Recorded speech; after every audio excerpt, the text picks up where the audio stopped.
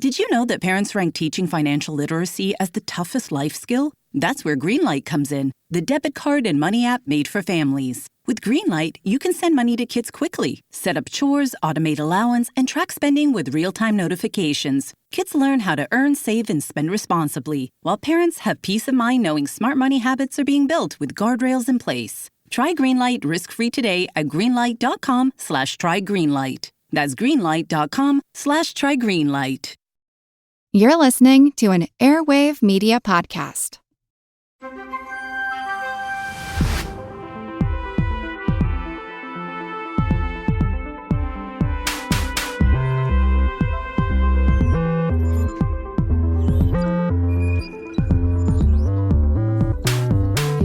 Welcome to Unbiased Science, where we bring scientific method to the madness. We're your hosts, Dr. Jess Dyer and Dr. Sarah Scheinman. And today we have a very special guest who has seen it all. Dr. Michael Falk. Will introduce him in just one moment, and he is going to talk to us about his experience as a pediatric emergency physician. We have all the respect in the world. I'm married to an emergency doc. I don't know if I've mentioned that a couple of times here on the pod. And I'll tell you that whenever things come up with the kids, I mean, aside from the fact that they're our own children, he's always like, nope, pediatric emergency medicine, that's its own thing. So we are going to pick Mike's brain in just a moment. Before we do, just a little bit of a public health recap. Something that caught my attention recently is movement on the Advisory Commission on Childhood Vaccines. The acronym is ACCV. Now, this is a committee of experts who weigh in on what's called the Vaccine Injury Compensation Table. And if there are certain things on that list, it means that if a child does experience a vaccine injury, they can sue vaccine manufacturers for what is on that table. And a lot goes into that. That's a whole other conversation. We could certainly do a whole podcast on it. But if something is on that table, it makes it easier to litigate. If it's not so much, because the evidence is not as strong. Now, unfortunately, in the last couple of weeks, it's been reported that more than half of the existing members on this committee have been fired, which to me signals that there's going to be changes on who is on this committee and likely what will be put on this injury table. I've written about this before. Our team has tackled this before. But if, for example, we were to add autism to the vaccine injury table, which we know has no robust evidence at all, if any, to suggest a causal link between vaccines and autism. Just again, to repeat, there is no causal evidence of a link between vaccines and autism. And if autism were to be added to that table, that would be majorly problematic, from a purely scientific and evidentiary standpoint, right? It would go against the evidence that we have. And it would also open up the gates to litigation that could make it really, really impossible for vaccines to be manufactured and sold in the United States. So we will keep you posted as this unfolds, but it's definitely something that has caught my attention. All right, Sarah, would you like to introduce our special guest? Happy to. We are thrilled today to be joined by Dr. Mike Falk, who is a pediatric emergency medicine physician. He works in the U.S., but he also does some emergency relief work overseas. And most recently, we were just talking before we hit record, he's been in Gaza and Ukraine doing some relief work. He was previously on faculty at Mount Sinai Medical Center and Children's National Medical Center, as well as an associate professor of pediatrics and emergency medicine at GW University. He graduated from Queen's University Medical School in Canada and completed a residency in pediatrics at Albert Einstein College of Medicine, after which he completed a fellowship in adolescent medicine and violence prevention from Children's Hospital of Los Angeles. He then returned to Canada to work at the Hospital for Sick Children in Toronto. And finally, he completed his fellowship in pediatric emergency medicine at Women and Children's Hospital of Buffalo. And Mike, we are so excited to have you on the pod, and we've got a bunch of questions to tackle with you today. Thanks for having me. It's great to be here. I'm a huge fan of your podcast, and Jess knows I'm a huge try to defend vaccines and public health as much as humanly possible. Because as I like to say to my residents, public health makes emergency medicine very boring these days. Oh my God. I love that so much. And honestly, I feel like I'm recording with an old friend. Mike just alluded to it, but Mike has been such a wonderful supporter and a friend to Unbiased Science and is frequently defending us from the trolls in our comments. So hats off to you, Mike. Let's kick it off with the question that we ask of all of our guests, which is, what is something that's in the news, in the health, science, medical sphere that caught your attention, and why should people care about it? I'm really worried about the rising number of measles cases. We are three outbreaks nationally now: South Carolina, Texas, and I believe there's one in Washington State. I think it is too. But I mean, the South Carolina one now covers 3 states as well. And I mean, it's deeply concerning, that we're seeing the spike in vaccine preventable illnesses because, to be perfectly frank, most of the people who trained in the last 20 years don't even know what they look like. Mm-hmm. And they don't know what they're looking for. If you haven't experienced seeing measles, it's glaringly obvious. But, if you've never seen measles before, it can look an awful lot like a really bad case of influenza, especially if it doesn't come with the classic rash. So, it scares me. I mean, because it's, measles kills. Measles kills about 1 to 2 per 1,000 who get it and puts another 2 to 3 into a pediatric ICU. And that doesn't even begin to address the, dehydration and just the fact that kids with measles are generally miserable, like really miserable. It's not a fun infection to get. And not to mention the SSPE, right? That rare form of, I always forget the acronym, but encephalitis, brain inflammation, and the fact that nearly everyone, if not everyone, who gets measles experiences some level of immune amnesia, which is something we've talked about as well. So people focus on death as the only outcome. That's not the only outcome. It's a pretty serious outcome, but not the only outcome. No, but we shouldn't, because we'll talk about this when we talk about the fever stuff. Like it's the morbidity, it costs a lot. Mm-hmm. And it has a huge impact. And the immune amnesia is really interesting because, as Jess, as you know, I mean, it can be 2 years. We don't even know for sure how long it lasts. And there's really good ecological studies in Africa showing that in countries where measles is still epidemic or pandemic, they still see. They have there is a definitive impact for 6 months minimum after measles where people are more prone to infection. So it's a real problem. Absolutely. Okay, so you mentioned fever. Obviously, this is one of the main symptoms of measles, but of so many other diseases as well. And Mike, you mentioned that there are a lot of misconceptions in medicine about fever and what exactly that means and what it's a marker for. There's so much bad PR around fevers. They're touted as being dangerous. So what really is a fever? Like, maybe let's start there.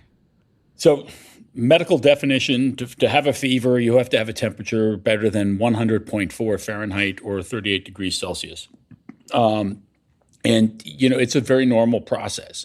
The reason there's so many negative connotations with it is let's go back historically, pre-vaccine era, to be honest, or pre-modern medicine when we had antibiotics or we could take care of dehydration and things like that. Getting a fever meant that you had one of these illnesses that were rampant: smallpox, typhoid, diphtheria, the flu. And even now, even though we still lose thousands of people every year from influenza, we don't lose nearly the number we used to, because of modern medicine. And to put that into context, right, the great flu pandemic of 1918 through to 1920 killed more people than every world war combined. People, the old joke is that Stalin supposedly said 1 person's death is a tragedy, 1 million is a statistic.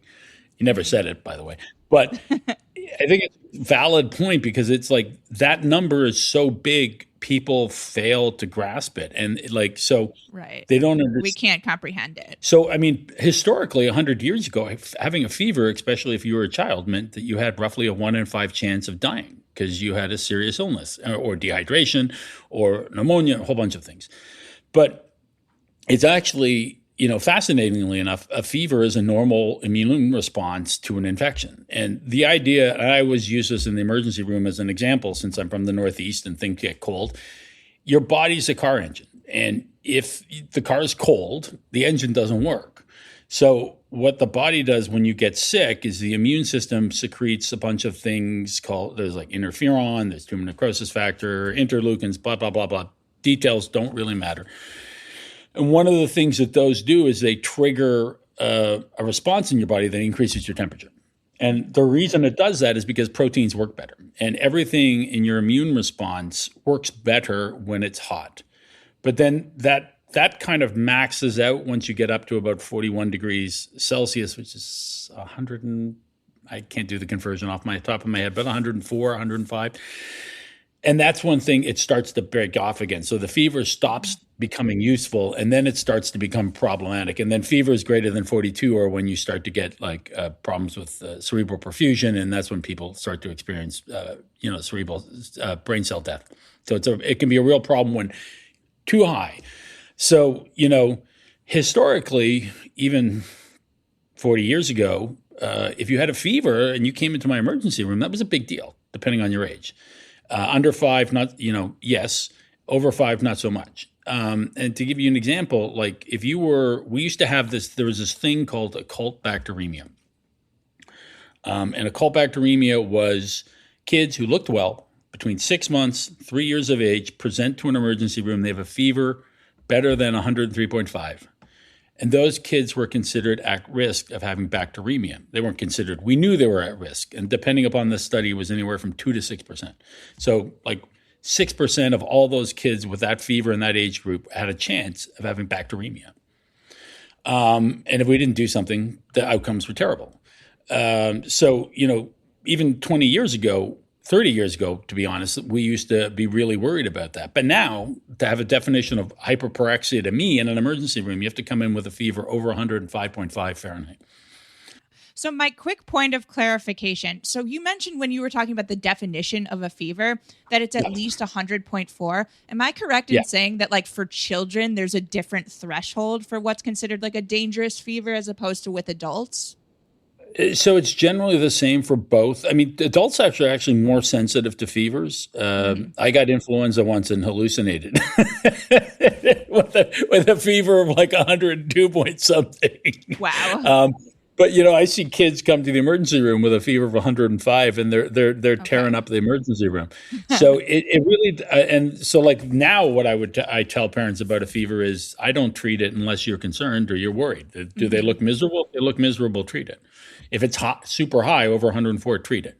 But otherwise, otherwise you spend your entire day running around sticking your thermometer in your kid to see what the temperature is. And Mike, and obviously I'm not a clinician, but I would think, so there's got to be a difference between a viral illness, like you mentioned, the flu that's causing fever, versus if there's some, let's say, underlying infection or something, right? I would be concerned about sepsis, or I don't know. That's something I'm terrified of. So, rightly so. And yes, appropriately so. The good way to think about it, is that in general, people with sepsis and meningitis look terrible. Mm-hmm. They don't look well. People with meningitis, now it has become much harder to see it because of vaccines.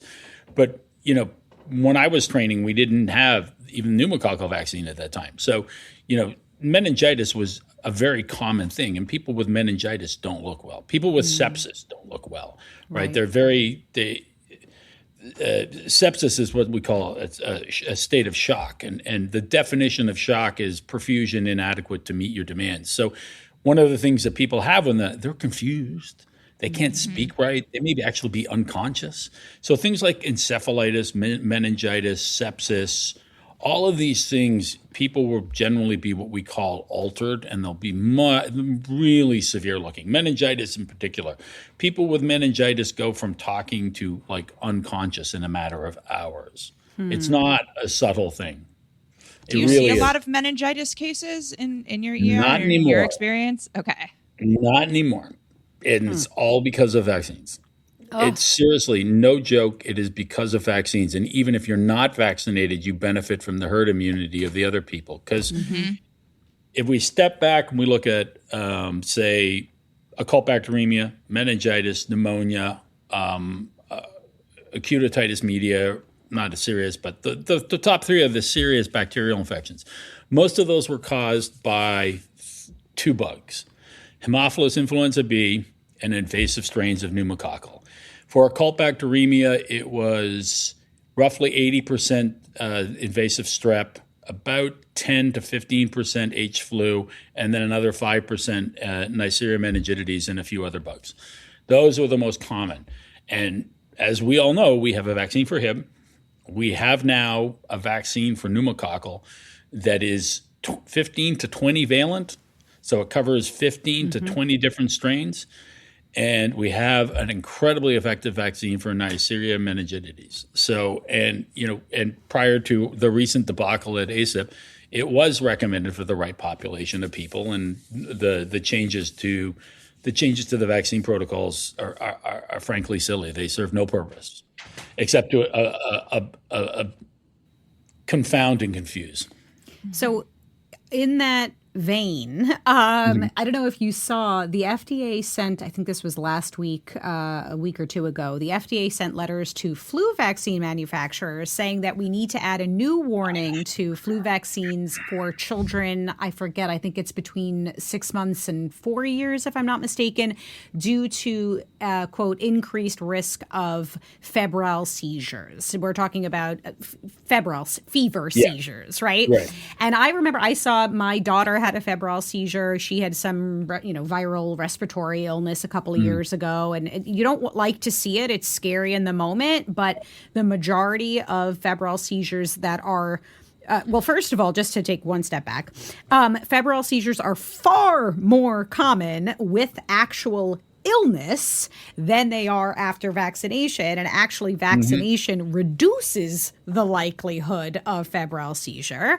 But yes, we do see something like an increase of 2 to 4 per 100,000 doses of flu vaccines. Do we see an increase in febrile seizures? But the majority are what we call simple febrile seizures that resolve on their own, typically have no long-lasting implications or damage or anything like that. And so the people who are pushing for this are talking about informed consent, which I am here for. Absolutely, we need informed consent. But then we should also let those people know about the far greater risk of the flu itself, especially during the worst flu season that we've seen in nearly 3 decades that has already killed over 30 children in the United States.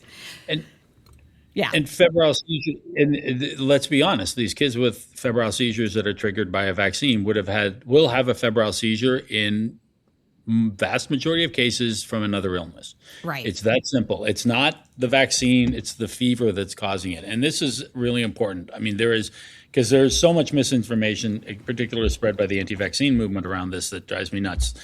Having a febrile seizure in no way, shape, or form increases the chance that you will have an increased risk of seizure disorder.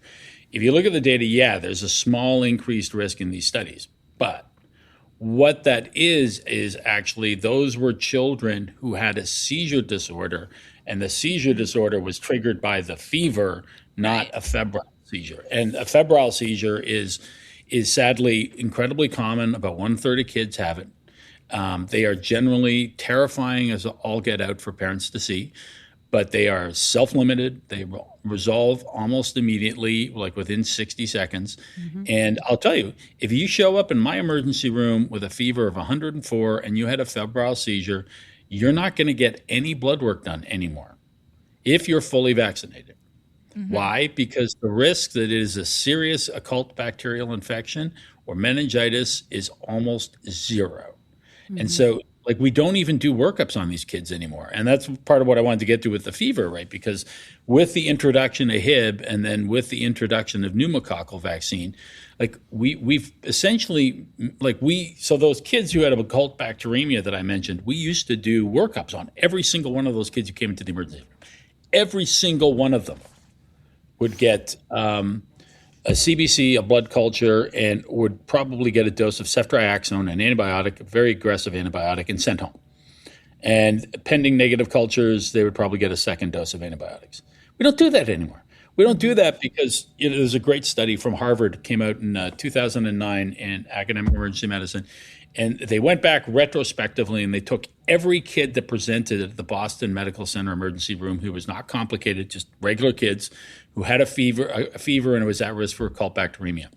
They divided them into, were you vaccinated appropriately with pneumococcal and were you not? Because we already knew at this point that Hib had reduced the chances. And what they found was it was 3,500 kids retrospectively, 3,500 kids. And what they found was if you were appropriately vaccinated, and that means by 6 months of age, you have 3 vaccines, 3 pneumococcal vaccines. You were 7.6 times more likely to have a false positive blood culture than a true positive blood culture. So the only risk factor now for having a serious occult bacterial infection or any of these serious bacterial infections is whether or not you're vaccinated.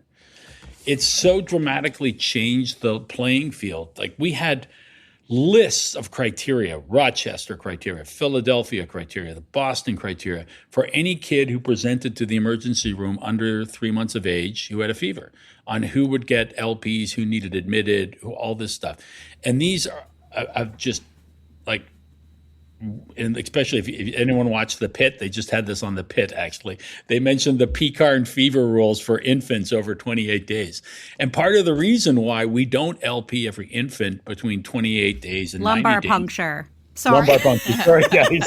ER doctor. Thank you. So Yes. Part of the reason we don't do a lumbar puncture on every kid in that age group anymore is just because of herd immunity from the pneumococcal and the Hib vaccines. It's just protecting these kids. So Not to mention incredible. it's pretty invasive. Yeah. oh God. And what is it's not as invasive as people think, but it's horrifying to watch. And when you explain it to parents, they look at you, Yeah. you want to stick a needle in my kid's back? I'm like, it's a really small one. Isn't it kids under a certain age, and I forget what that window was. I know for infants, like if they have a fever, don't you have to do an LP, or isn't it typical to do an LP? Yeah. Now in this day and age, if you're under 28 days, we have. That's why I mentioned the Pitt. You see it in the first episode of season 2. They talk about the PCAR rules, and this is a huge research network of children's hospitals across the U.S. and Canada, and they came up with brand new criteria on who gets a lumbar puncture or not. So we don't automatically LP. We used to. Everybody under 60 days got an LP. Period. End of story. Right. I got to see this show. Now, I think. Yeah. If I'm going to be bad, if every shift was like that, I'd be a happy ER doctor. I was born for conflict. What can I say? But yeah, no. So I mean, it's really kind of dramatic, like our shift on fever. And again, a lot of that, sure, there's other things about like quality of life, blah, blah, blah. You can do all of that. But under the age of 5 and over 6 months, the hugest impact we've seen in modern times in my career has been the introduction of Haemophilus influenza B and the pneumococcal vaccines. Mm-hmm. They have literally radically transformed how we practice pediatric emergency medicine. Mike, I have one more question, and then we're going to turn, Sarah, I'm going to turn to you to run through some of our heard from the herd questions. But Bring I back think that segment. We're going to have some parents listening who are going to say, and by the way, we always say this is not medical advice, please speak to your clinician, of course, but disclaimer. This idea of should we let a fever ride? If our child has a fever, do we treat it? Do we let it ride? In simple terms, what would you generally advise? So, I mean, if your child's miserable, check the temperature. And if they have a fever, then of course, treat it because they're miserable. But, sometimes people like, oh, they felt warm, so I just checked it. Or they don't even check. I mean, one of the things I joke with parents in the emergency room, I said, your kid is kind of like a turkey. And if the thermometer ain't inside, you don't know what the temperature is. So I got to keep it folksy because you got to get the thermometer in there. The temporal ones, the ear ones, they all fail because people don't do them right. Now, if they're older, you can't go doing rectal temps on your kid. But especially if they're like 2 years or less, the best way to check a temperature is rectally, and especially if it's an infant, like check it. Yeah. So, and I think the question is about the fever is, again, it's part about age. If they're under 12 months of age, I'd be much more aggressive about checking and treating the temperature.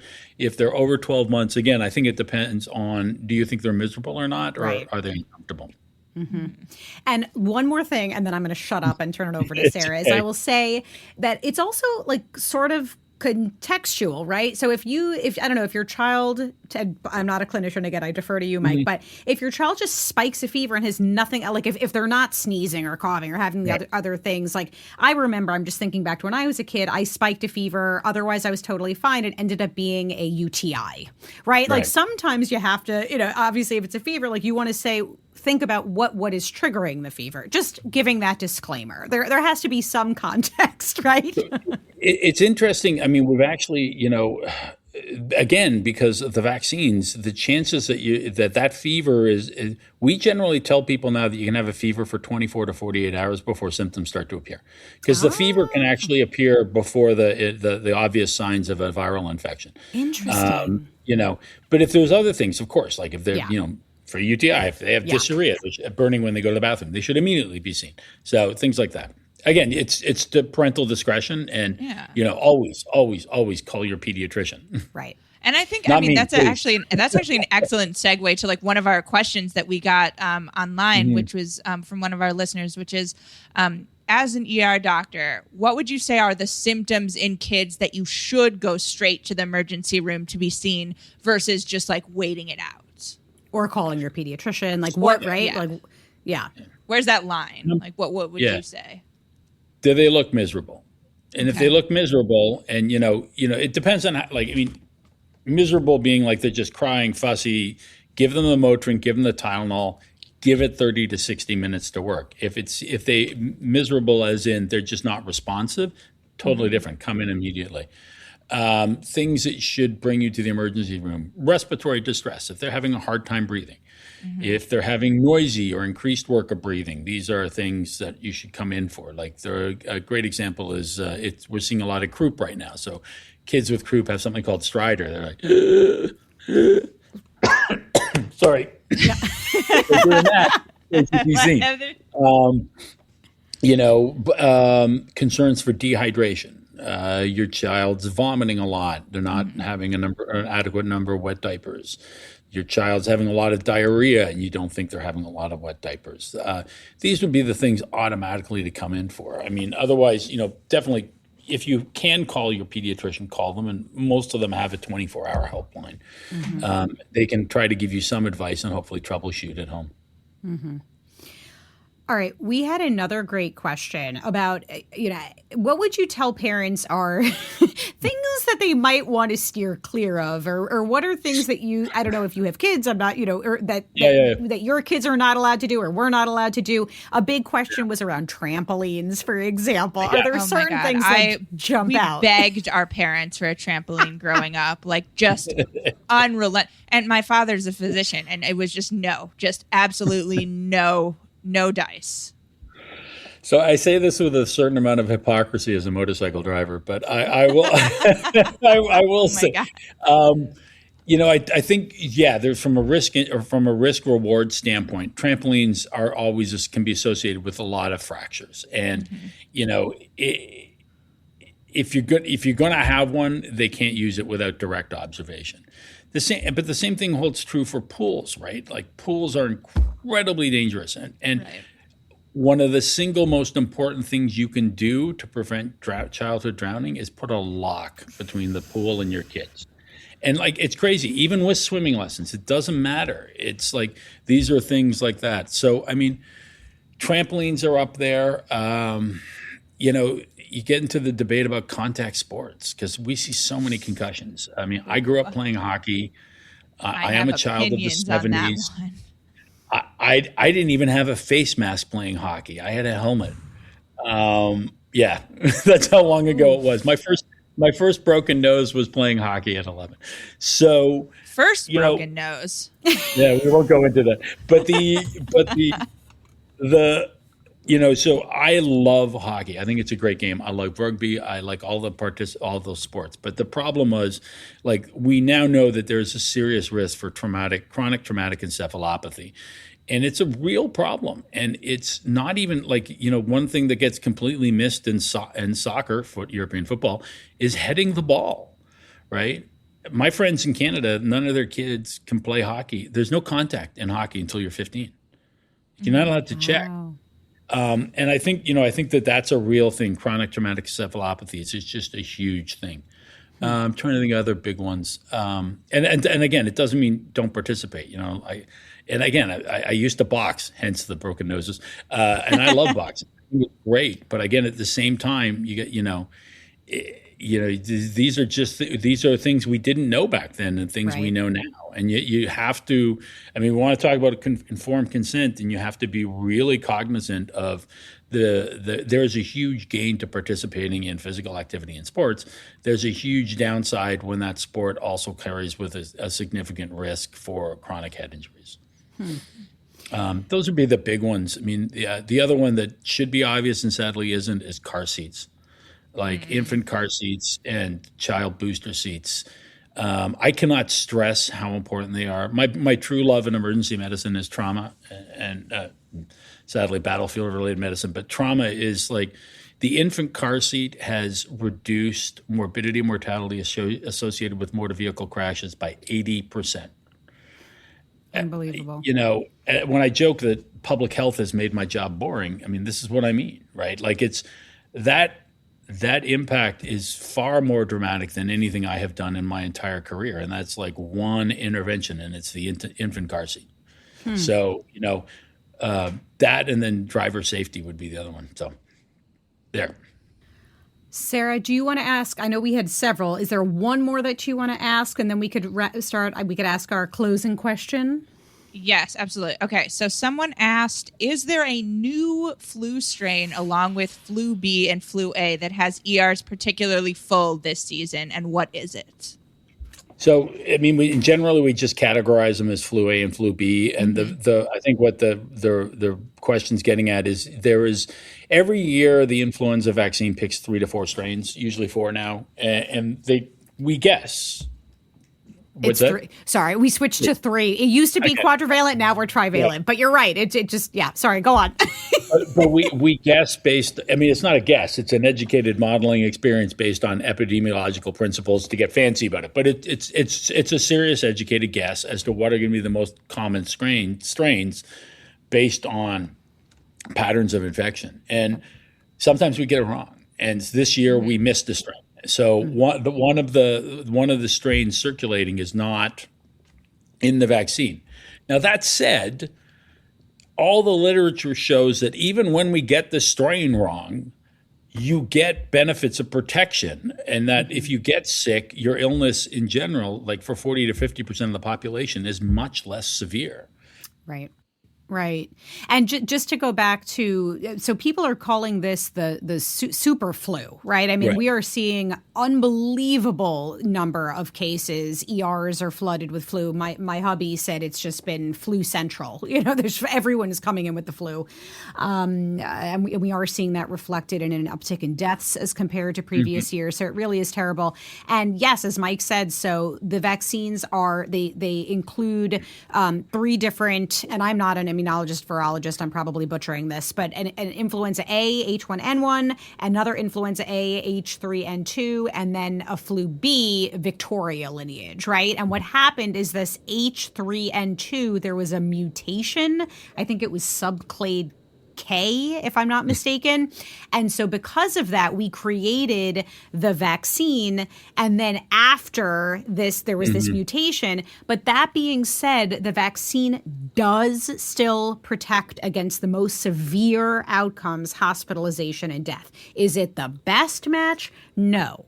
However, it is still protective. So we're telling people it is not too late to get your flu vaccine. And honestly, even if you had the flu this season, you can still get the vaccine. Remember, there are different strains of the virus.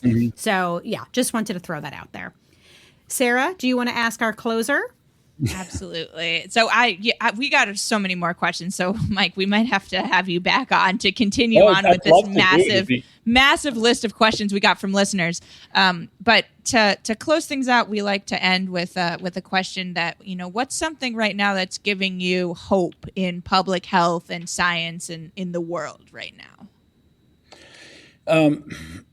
Since I'm primarily based in the U.S. these days, what I find hopeful is like just how much pushback there is going on against the sort of insanity that we see. The debate about acetaminophen was crazy, and but the pushback was so quick, aggressive, well done, very well informed that they literally backtracked. Mm-hmm. And I think that, while things look dark and everyone's unhappy or afraid, that it's important to note that, together, this is how you push back against it and at the end of the day win. Now, do we win easily and without consequences? Probably not. But, I think that there's reason for hope, and I'm impressed by how many of my colleagues, even the AAP. The AAP doesn't have a track record of being out there and aggressive on things. Is getting out there, and kudos. AMA, for God's sakes, again, not a traditionally aggressive organization, are all starting to step up, and I think that if we keep our eyes on the ball and continue to push, that we can get through the other side of this. I love it. Mike. Thanks so much, Mike. That was great. Thank you. Thank you so much for joining us. And thank you all for tuning in. We hope you learned a thing or two. Please join us next week on your trusted source for no nonsense, just science.